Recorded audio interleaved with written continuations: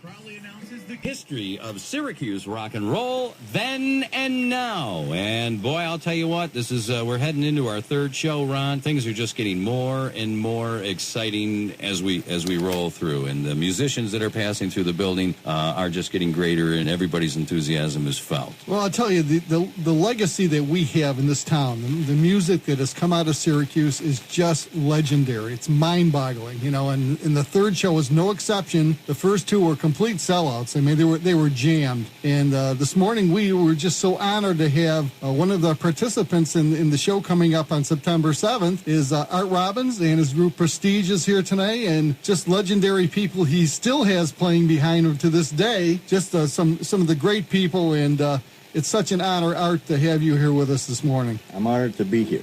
Well, this is a building that you've been in and out several times through your career. So welcome to the Dinosaur. Well, we're off and running, but I'm still around and kicking. There you are. Yes, you are. Still kicking it. So, the great Art Legs Robbins, tell us how you entered central New York and what your inspirations were. What brought you here? I came here out of Montreal. A friend of mine, Herb Nelson, was an organ player, which we were sort of raised up in Pittsburgh, Pennsylvania. Mm-hmm. He came here after playing behind Little Richard, and he lost his female singer. He called me up in 1961 and said, "Hey, you want to come up to Syracuse and work with me for a few weeks?" And I said, "Sure." So I came up, to work with Herb Nelson at that particular time. Mm-hmm. And we did maybe 3 or 4 years, and then I met a guy called Bobby Green, mm-hmm. and we played a lot. Bobby and I played a lot. Then I met Jerry Brown. We played with Bobby Green, Jerry Brown, and those guys for a long, long period of time. Mm-hmm. And then that group went on from Bobby Green's group to a group called Art Robbins and the Soul Brothers, which was John Kane, Jerry Brown, Brian Sanders playing bass, again Bobby Green playing guitar, mm-hmm. and we just went from one group to the other. I've been in so many groups I can't even remember how many groups. Can you remember some of the venues that you played around here back in the day? Oh, the great haunts. We played the Satellite Clubs. We played Luigi's. We played the Intrigue Room. We played Behu's Bowl. One of the places we played was the bowling alley on Erie Boulevard. We played the Holiday Bowl. So we just went from club to club, from place to place. And the Barrel of Fun, I think, was one of the best places we played in Syracuse. Johnny Oliver called me after one of our last interviews and said, "Nick, you didn't mention the Barrel." I don't think we're there yet into the musical history part, but you just did, so that's great. Oh, yeah. We did the Barrel of Fun, and a place out in Seneca Knolls called the Old Mug. Ah, yes. Dixon Fracas place. Had a lot of fun at the Old Mug. So somewhere in that, mentioning the Barrel of Fun, that's where I would probably get to know you, Art, when Music Incorporated was together. I might be jumping forward to a couple of bands and missed a few in there, but you guys were there on Friday night pretty usually. Then it was kind of open on Saturday, and Carnage would be there on Sunday nights. Those would be the 3 nights that they ran the bands, house bands, so to speak. But yeah. Oh, yeah. Great time, and that's a club that just filled up every night for everybody. And then if you played the Poorhouse North, it seemed like that filled up, and it'd be 2% of who was at the Barrel, and 98% of came from somewhere else. The Old Mug, and it seemed like it was always different people. There'd be that 2 or 3% that would follow everybody around. But those clubs were jam-packed every night. Wasn't it great? Yes, absolutely. We had a lot of fun at the Poorhouse North. That was a great place to play. Everybody had fun, and musicians were good. And, that was basically Music Incorporated at that time. Yes, and without failing to mention, you'll have to fill in a couple of gaps for me. I mean, guys that were good friends of mine, John Latosha, Chuck Segroy, and Tony Licamelli, definitely were, and still strong to this day. If they decide to get together, it's always a great few moments of music. And then you could mention, Jerry Brown was with you. Yeah, Jerry Brown, John Kane. Mm-hmm, yep, they were just there as strong, probably the strongest horn players in this central New York area. Yep, and even though like Carnage would have horns, Music Incorporated had horns, whatever the tunes were, there wasn't a lot of crossover in the tunes. You guys brought your own show, and Carnage brought their own show, and that's what made the Barrel so much fun every night, because it was it was different, yet great every night. Yes. That's probably some of the most memorable experiences that I had was the Barrel, Poorhouse, and the Old Mug. Yeah, great rooms. Those are great rooms. Yeah. You know, I played those rooms, and I go back in my memory, and I can take some good thoughts from those rooms. And at least they had stages that were big enough, because, man, they'll cram anybody into a corner and tell you got to play there. You set up on a size of a stage the size of a pinhead, right? And then they expect you to dance. Yeah, these rooms were they were nice rooms. Yeah, altogether. Yeah. So tell us how Art Legs came about. Where'd the legs come in from? Long legs. Long legs. Well, I came here, and I think the very first place I played was Behu's Bowl. Then a friend of mine called me up and he said, well, he wasn't a friend at the time. He said, you know, why don't you come down and see if you can work something out with us? And I said, okay. And I went there, and there's a place on Erie Boulevard. I went in there, and it was called the Intrigue Room. And Don Nash was part of the owner there, okay? The first show I did there, he said, that guy has nothing but legs. So I'm going to call him Art Legs Robbins. And that's how this whole... Oh, that's a good story. That's how that whole thing came about. He said, you know, he's nothing but legs, you know. So I'm going to name this guy Art Legs Robbins, and it's followed me throughout the years. Well, there are those who still call me Sick Nick. So. Let's bring Jerry Brown in for a moment. Jerry, it sounds like you've gone way, way back with Art. What was it like meeting this guy and being the sax player, a guy who was coming up? I think he had a Jerry roll. Well, let's see. I met Art in the mid-'60s, about 1966. I had been playing some rock and roll in Syracuse when I was in high school. And then after high school, I went into the Navy music program. And I was in the Navy music program for 4 years. And when I got out, I come back to Syracuse, and there's a lot of things going on. Music scene changed. The music scene changed very much. A lot of musicians had developed and were really playing some nice stuff. And Art was Art was brand new, and I remember going down and seeing him at the Intrigue Room, and he was playing with Herb Nelson, and I'd always liked the sound of a Hammond B organ and musicians with playing behind Hammond B organs. And I saw this group, and I said, wow, you know, there's Art, and I think Dickie Howard was with that group, and Frank, I don't remember Frank's last name, but...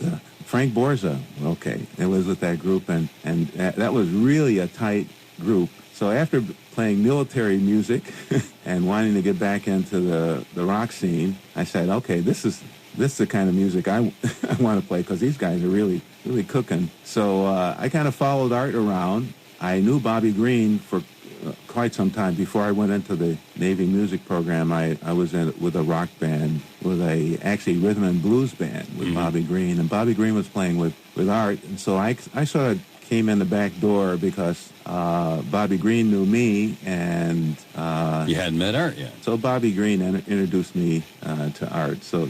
Well, that's two legendary people right there. There you go. Yeah, I mean, you couldn't pick two better people to be represented. And we're looking forward to seeing you on the 7th with this project. And I've seen you through the years, and it's always great to run into you as well, whether or not you're holding your horn. And I thank you for being part of this project. This sounds like a very good project, and I'm kind of excited to do some of this. And you come from the Music Incorporated days too, so you've got great stories there as well. Yeah, well, actually, what Art forgot to tell you, I played a little bit with Art, and then Art was in a group which became known as The Message. The Message had a trumpet player that didn't work out very well. John Kane was playing tenor sax. Art thought an experiment with another saxophone player would work, when other guys in the band didn't think that would work because the harmonies would not sound so well. But surprise. Art said, well, let's bring him in and let him play. And of course, I felt like I was going to fit the group anyways. And so that was really my first steady playing with Art. With that, it was a group called The Message. Well, there you go, and we got the message now. All right, so let's bring John Mangiacaro in here, and John, this is a project that you and I talked about some 4 years ago that kind of got spoken about, and it kind of fizzled a little bit, but fortunately I wound up on the radio and teamed up with Ronnie. We're able. It's sizzling now. It's really cooking. How'd you get involved in music? And you said that you were kind of behind everybody else in that music scene. Well, actually. It's funny. I met Art before I even played much in this town, and it's a story that it's kind of close to my heart. I was 14 years old playing Little League baseball. My father was one of the founders of Lincoln Little League baseball, so I was up in Lincoln Little League leaving a game with my uniform and my hat and glove, and I'm walking, and I'm hearing this music off to the side, and there's the bandwagon. Yes, the band. So I walk up, and I see this band with this crazy front guy up there kicking his legs, and I just sat there with my glove and just watched these guys, mesmerized by this band. I think it was Music Incorporated. I think it was, if I remember, it was Liccamelli, Segroy, Latosha, Jerry, and John Kane. My story's similar because I saw them at Schiller Park, probably the same summer. Yeah. And the funny thing is what happened down the road, I guess 85, Buki told me that Art was looking for a drummer. So I went down to the warehouse there. Where was it, though? Cross street from the regional market? Yeah. Albino's. I went to Albino's and did an audition. Art just turned around. He goes, well, it's not audition. You got the job if you want. So I mean, over 30 years now, it's been a joy playing with this guy. And I've always wanted to see him get the recognition he deserves. I don't take one gig for granted that I've done with him. And the flashback that I had, the story about the baseball, his son wanted us to play a benefit down at Dr. Week's school. And so somebody dragged that old bandwagon out and set it up in the parking lot. And we were playing there. It wasn't, 5, 6 years ago, maybe even longer than that. And I looked down, and I see a little kid with a baseball cap and uniform on. And that was you. And I almost fell back because it brought me right back. Yeah. And I pointed, Art, did you see that kid there? I go, that was me almost 40 years ago. I go, look, watching you. Yeah, well. Speaking of dinosaurs, I told him you were old back then when I seen you. Well, everybody seems to have some pretty good genes because, man, everybody can still kick it today. For me to be in this building, and I'm one of those kids, as Ronnie was years before me, who listened to a radio station and came to the front door here and knocked on the door and wanted to be part of it. So it's just funny how we wind up being with our legends, because this building's a legend and a historical site. So you and I have seen each other through the years, and always talk, and then only the other day do I find out I went to school with your brother, and I never put, because he had a nickname. We called him Nipper. And I had no idea until you told me. I never put the Mangiacaro thing together. And, well, we're all related. Yeah. Only two men from Italy came over, and they were my grandfather and someone else. Tony, to New York. Let's bring John in. John, you're going to add some bottom to Prestige here. Tell us where you came from and how did you wind up with Prestige? Well, I pretty much came from, I was doing rock and roll, Beatles, Rolling Stones, and then Johnny here, he called me up one day and said, I'm in this band Prestige, and there's a guy in there, Art Robbins, and he's got all kinds of energy, and he's just got a great groove. Why don't you come try this out? We need a bass player. So I went in there and tried it out, and, oh man, Art, he just had this energy. I mean, the James Brown and the Motown stuff, and you could just feel it, and I never felt like that before. I mean, the way I could play and feel the groove with Johnny and Art, I mean, it's a beautiful thing. I don't think people realize that sometimes the energy or when they say that band really cooked, it doesn't happen every night. You can play the songs, but only through a brotherhood and what you're feeling off the stage at that time is what makes one night different from another night, and a night when everybody can say, man, we really cooked. Exactly. And that's what this band is all about. And Art, I'm so glad that I got to play with him because, I mean, that's what I was looking for all my life, that feel. Just, playing bass, you want the groove and grooving with the drummer. And it's just a beautiful thing. We're so happy that that's what this project seems to be doing for everybody, reuniting everybody. And John Capizzulla, I want to thank you for stopping in as well. We want to bring Art in here. We still got a little bit more time. John, thank you so much for bringing it. Thank you very much for what you guys are doing. Well, we appreciate everybody for being a part of it. Art, let me ask you a question now. You just heard some words from guys that you're playing with in a band who obviously knew a little bit about you at one time, and now are the band behind you. Did you know that this is the feeling and the brotherhood that you now all have? Actually, I think this particular group brought out some things in me that I really did not know was there.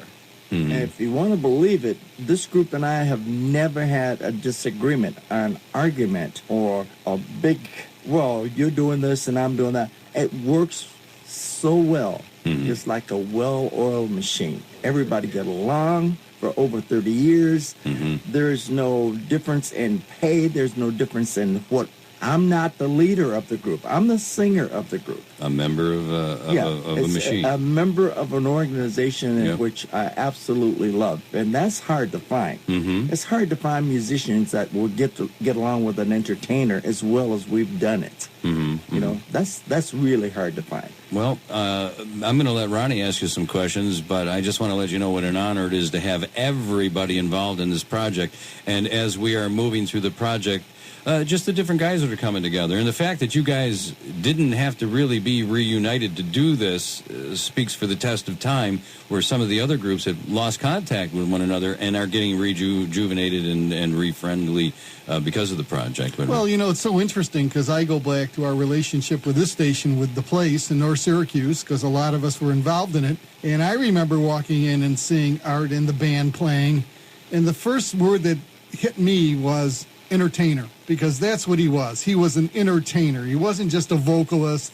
You know, he wasn't just a player. He was a total entertainer when he was on the stage. He was so enjoyable to watch because he could dance, he could sing. You know, he was just a superstar in my mind when I look back at those great days. You know, I've been involved in music a long time, and every once in a while a moment comes into me that was an honor for me, and the honor was after our Syracuse Area Music Awards committee, we decided that Art was going to be part of the 2014 class into the Syracuse Area Music Hall of Fame. I had the honor of calling Art and his family to make that announcement to them that they were going to be selected into the Syracuse Music Hall of Fame.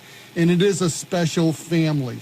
It's an amazing camaraderie of people.